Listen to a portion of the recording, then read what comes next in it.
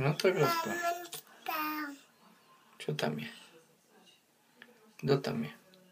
Matúška. Matúško, a ty máš aké auto? Tú umývarku, o tom mi povedz. Nie, kam ideš? Však tu mi to hovor do tohto. No, povedz mi, akú máš umývarku?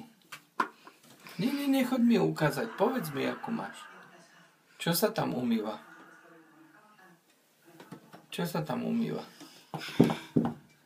Povedz mi. Nepovieš?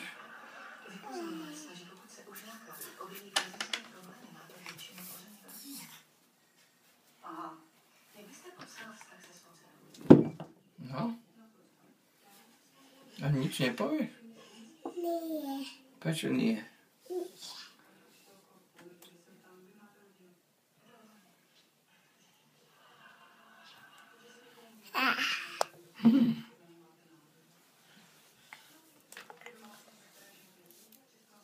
Ahoj.